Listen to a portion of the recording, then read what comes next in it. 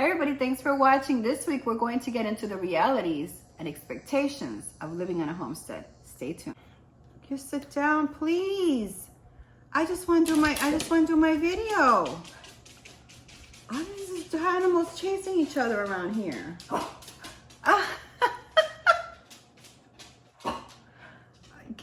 Muffin!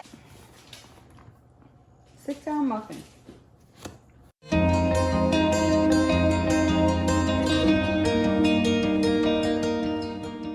All right, so one of the reasons I decided to do this video is because I know that a lot of people are moving. They're looking for land and they're looking for places where they can spend some time because they know that things are getting really difficult out in the world and they just want to have their own place and they don't want to be in the city. They don't want to spend money. They realize that if a lot of things happen in the city, like garbage doesn't get picked up, electricity goes out, I mean, they are in a really bad place and they're searching to go out and live in homesteads. But I want you to know the realities of living in a homestead because I am a single woman who had the fantasy of living in a homestead. And I do. I have 3 acres and I can do a lot with this property that we'll be talking about in this video. So let's get to it today. Before we get into anything, I just want to say that there's a lot of options for homestead. You could buy a piece of land and build, which is kind of expensive to do that right now because the price of lumber is so high. Or you can buy already a property that is not necessarily a homestead, but has land on it that you can create into a homestead. And that's what I did on this property. I bought this house, which was a foreclosure, and I bought it with the intent of having animals at some point, maybe having some horses. But my life changed and I'm not at the season yet. But we're going to talk about that because with that, when you're buying a homestead that is not already a homestead, your price is going to be way lower because it's basically just a house with land versus an actual hobby farm or a business with a home on it. You're going to pay a lot more for that because you're paying the business, you're also paying for the house portion of it. So the cheapest way is really to go the way that I did. But remember, with all of that, it depends on the property that you buy. For me, this house, when I moved in, there were a lot of things that I had to do, right? So in other words, if I wanted animals, I knew that I couldn't have animals until I was all fenced in all the way around.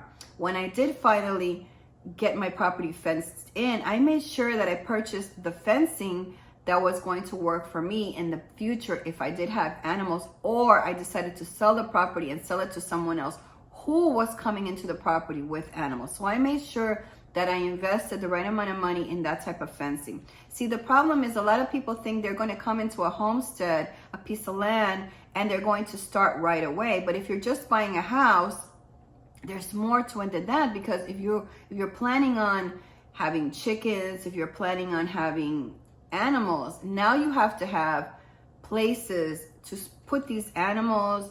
You have to have equipment for them and feed and all of these things, and that usually means that you also have an outbuilding. So let's get to today's videos. I have some notes here because I don't want to forget a lot of the things that I've already thought about. What you want to know is basically when you get to a property is, okay, what am I doing? What is going on? What is the focus here? If the focus is that you can hold off on production and homesteading and all of that, the main concern is to get the property ready for you to live in. So if you're buying a house that needs repairs, the bathrooms don't work, or the insulation isn't good, this is the time, especially if you're in a place where the temperatures get really cold and you only have a certain amount of months to prepare this property so that you can live in it, or your furnace is broken. These are the important things that you have to do first, and all of this costs money. So I'm just going to tell you right up front that it's a great idea to buy a property with land, but all of this is going to cost you money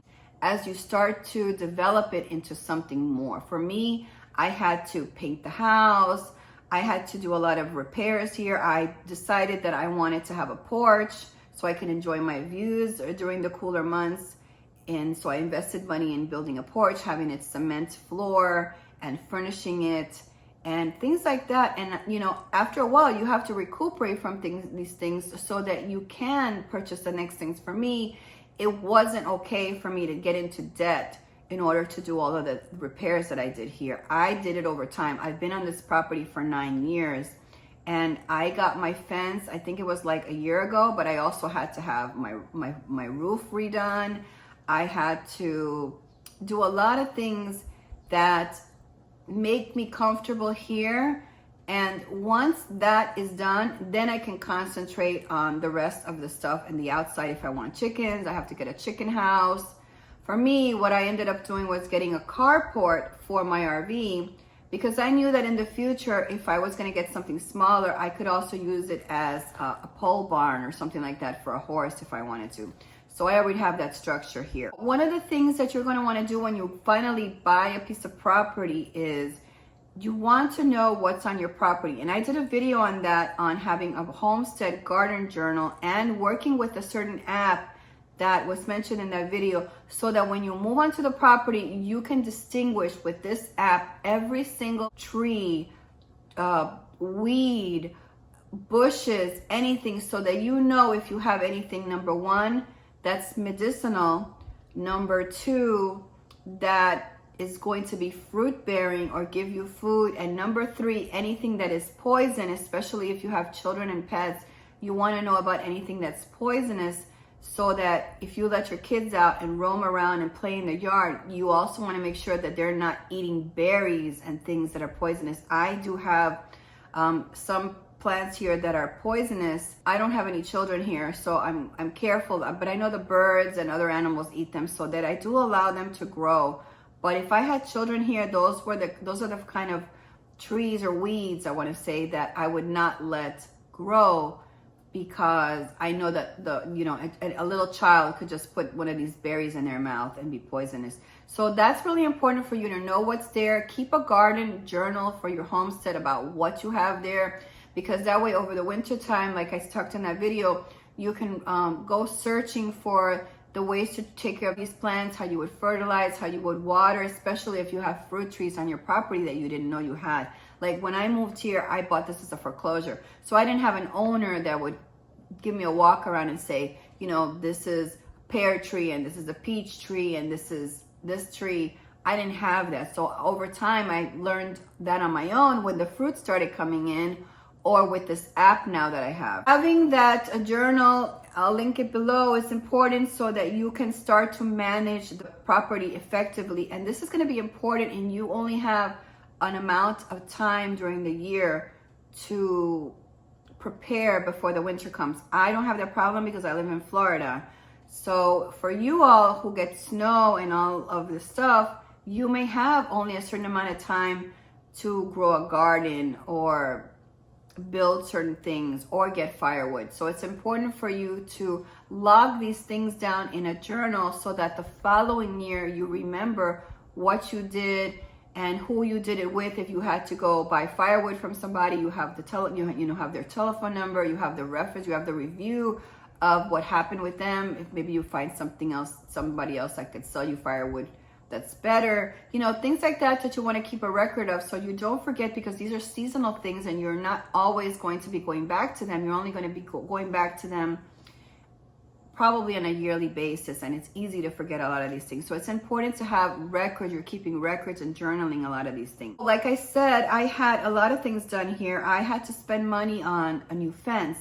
That was about $9,000 for a new fence. I had to fence 3 acres all the way around. And I did decide to go with vinyl fencing because of the low maintenance. In the future, because I am a single woman running this place, I wanted at the least amount of maintenance for myself, where all I have to do is pretty much pressure wash it once a year, because of all the rain we get in Florida. So it does get moldy and I do have to pressure wash it. But that's one of the easier things for me. It's easier for me to do that than stand out there for hours spending money on paint when I have a well and I could just pressure wash it. So that's why I decided to spend a little bit more money on something that was going to give me less maintenance in the long run. And you're going to want to look at things like that and maybe hold off until you have the money to get something that is going to give you less maintenance in the future than to opt for lesser quality now. For me, I had the porch, I had the roof redone, I had the fence done, I had a carport put in for my RV.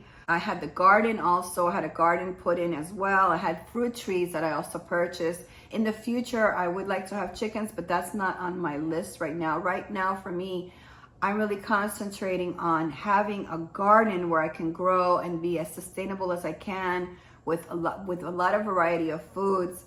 And that's what I'm concentrating on at the moment. And once I get to that point, then I can concentrate on maybe bringing in chickens and other animals if I wanted to do that. But for right now, I'm good with just having plants on my property. It's not that I'm a vegetarian, it's that I know that even if something were to happen in society, I don't have to purchase feed for, animals as well. I can sustain myself with just growing items because I have water and because I have seeds. And that's enough for me at this moment right now to just be good at that and concentrate on being good at something before you get yourself involved in so many different things. Like I know people who, they do the garden and then they bought a cow and then they have goats and they have so much work. And they give up on homestead life because they brought all of these problems on themselves when they still didn't master one thing. And then now they want to master 20 things at the same time. Take it slow, pace yourself. Learn first about your property and how to take care of your property before you get yourself involved into more stress. And of course, I'm talking from a single solo woman standpoint where I don't have somebody that helps me. I have to do pruning and growing and doing a whole bunch of things myself. So if you do have the help of another person, a partner who helps you, or you can find yourself somebody that you can stay on your property and help you in exchange for being on the property, that's another way for you to look at it. That's wonderful. But consider yourself as well, that if you're alone like I am, I'm not going to put the burden of animals if I got sick and had to go to hospital or something on my neighbors, because they don't really know what they're doing either. So I have to be realistic about what I can do for myself. Yes, if I had a spouse here and something happened to me, they would be able to cover for me the work and the job. But because I travel and I still work and do things like that, I have to be honest with myself. I have to be realistic and say there's certain things I can't do. If you were moving into a property and you wanted to make this mostly a business and you wanted to start off with chickens and selling eggs, then that's a different story, because now you know what your priority is. Instead of maybe building a porch, you would concentrate first your money into the business portion of it, which is to build a hen house and have your chickens so that they can start producing for you in the next year, and you can start making a name for yourself, selling it to your neighbors and those people that are around.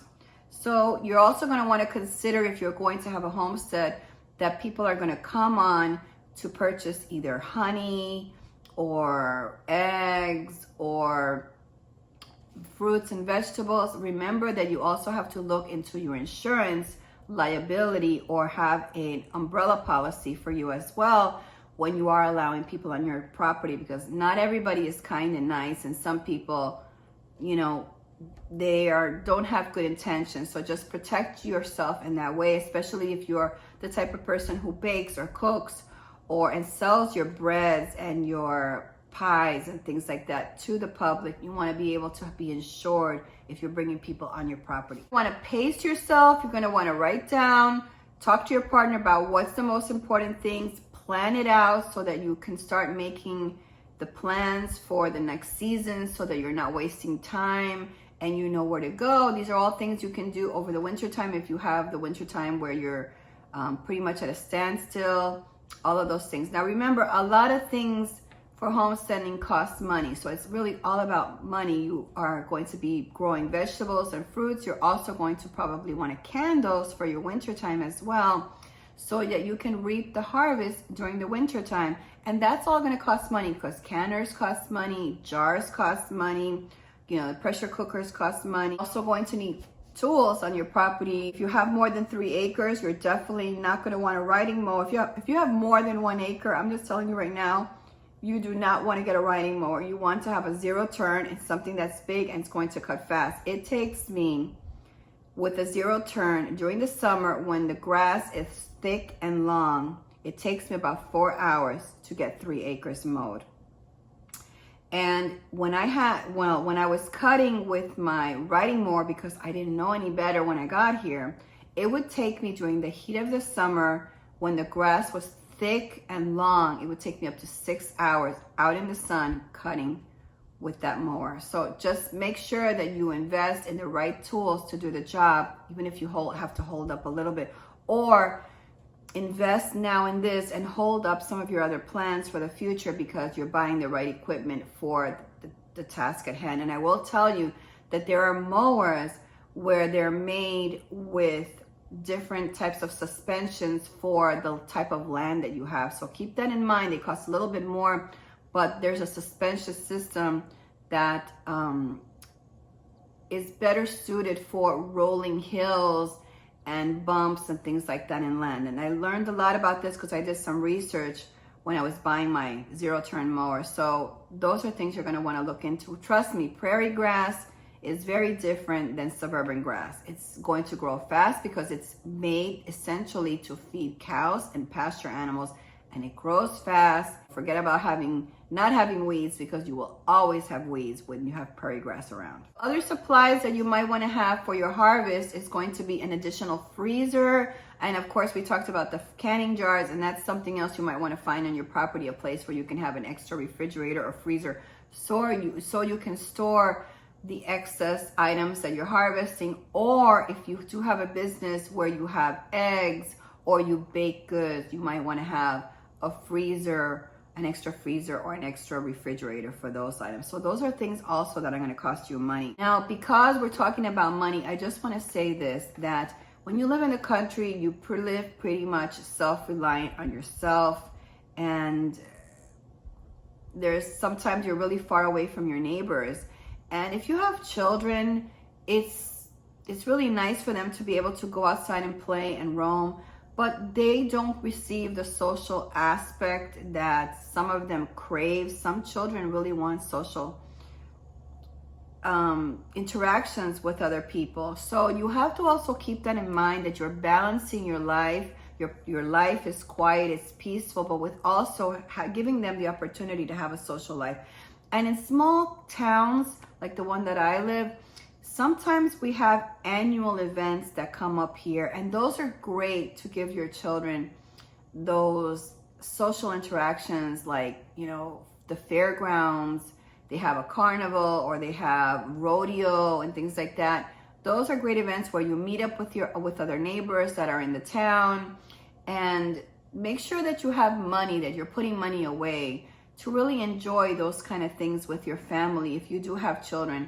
So it's not always about work, and it's not always about being stuck at home, but they also have the opportunity to understand the romance of small towns and getting to know your neighbors and people in your town. And that's the wonderful thing about living in a homestead and in a small town in a rural area, where you get the opportunity to do all of those things. Some other things you can do when you live in a type of secluded life is you can join the Boy Scouts, or you can also join a homeschool co-op. There's usually, most churches have those.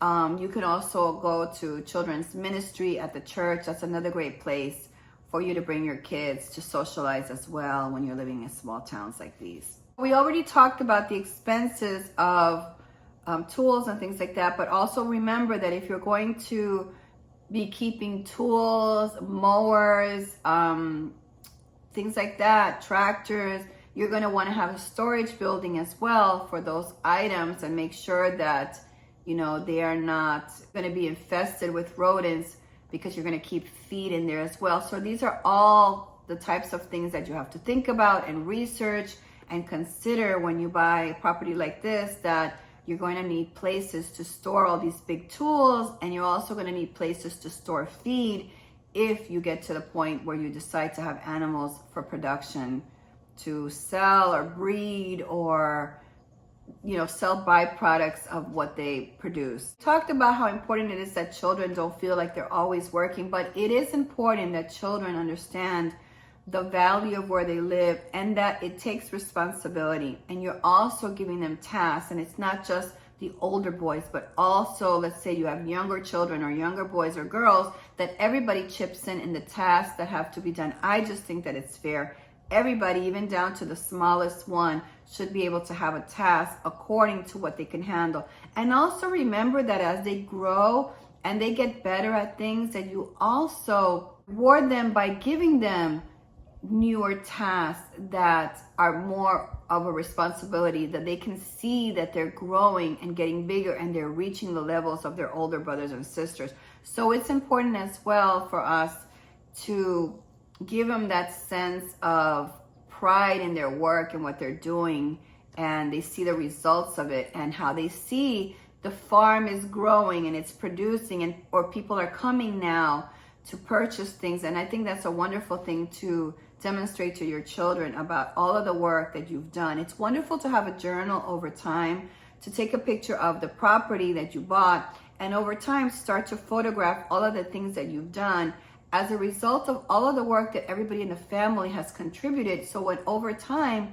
you can thank your blessings, maybe on Thanksgiving, and say, look where we're at today, because all of us chipped in this family to create all of this, and someday you will own this too. So I just think that's a wonderful thing that you can also talk to your family about, is about the inheritance that they will have by the work that they produce on this homestead. Also, when you're giving tasks to people, you want to also write down, have a place where you know the tasks of the person who is doing certain things, so that if that person becomes sick or is not going to be there, you know, it's not a problem about somebody else picking up that task, because it has to get done, because certain tasks do have to get done on a homestead, and you just can't let it not get done. It has to get done. So make sure you keep a list of that. When you're working on projects or planning certain things, keep in mind your weather and the season and the time frame for certain things. Expect delays on projects, so it's not surprising to you. I love mind maps, so I love doing mind maps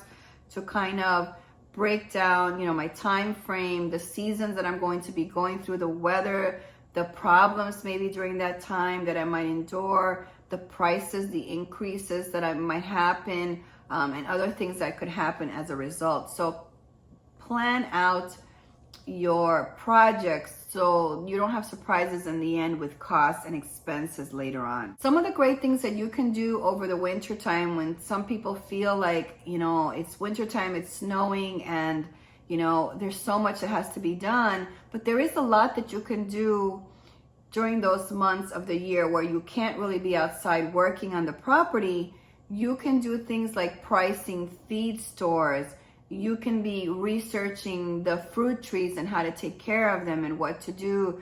You can be researching nurseries or seed catalogs for the product that you want to buy for the following year. So there is a lot of behind the scenes work that you could do over the winter time before the work actually happens. You could be journaling, you know, everything that's happening. You could be keeping records of your receipts of all of the things that you've been buying, and keeping a good record, accounting records of all of the things that you have been able to spend on this property. So in the future, when you sell it, instead of selling it as just a house, now you can actually sell it as a working hobby farm, and that's going to bring you greater money in the future if you sell it like that than if you just sell it as a house. You can sell it now as a house with a business. Also have a plan for emergencies, especially if you live in areas where you get tornadoes or hurricanes and things like that. Have a plan for those things. You know, things go wrong. If you know, what are you going to do? Are you relying solely on the harvest to bring you in some extra money? Well, maybe some of you have to get a part-time job and make a little bit of money so you don't feel as much anxiety if that was the case. Also, if somebody were to get sick, like who would be able to, would the person, your partner, be able to handle all of the work on the property? These are all things you have to discuss with other people or family members. You know, if you're doing this alone and they live a mile, you know, they live a couple of miles away, will they be able to come and take care of your property for you during the time that you're ill? Or if you have animals on the property and now your property is deemed under quarantine and now you can't make money and you can't do business, are you ready for things like that? So those are the kind of things that you really have to think about and prepare for and plan for anything that's considered an emergency that's going to keep you from being able to make a profit off of your homestead. You also have to be accepting of the fact that once you come into a property like this, you realize, oh my gosh, there's so much money that I have to spend here now. And I really don't want to do that. I just feel like it's too much work and I can't. For me, I realized that when I got here, that would be so much work for me if I had chickens and I had goats and I had all of this stuff, because I would have to basically sacrifice everything else in my life just to attend to those parts of my life. And it would be hard for me to take a vacation. It would be hard for me to travel.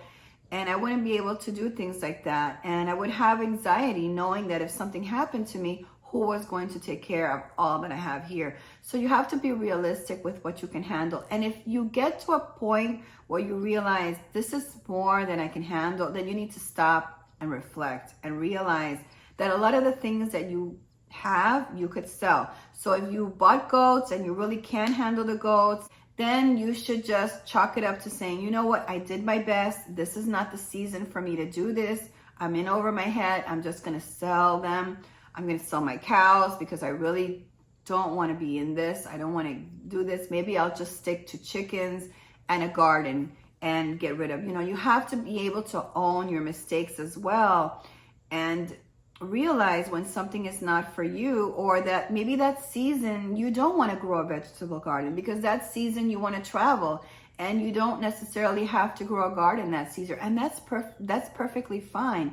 You should be able to give yourself the pleasure of knowing that everything is not set in stone, that you can take off for a time, but you have to plan for those things. So, if you wanted to bring somebody on the property to help you work, then you can exchange maybe a place for them in an RV or something like that to live on the property. And when you exchange, you give them water and a place to live for free while they do certain projects. And if that is the case, you're definitely going to want to have that written down as to how much work they're going to be doing. So there's no questions later about the things that they're doing and they're not doing because it was written down on paper.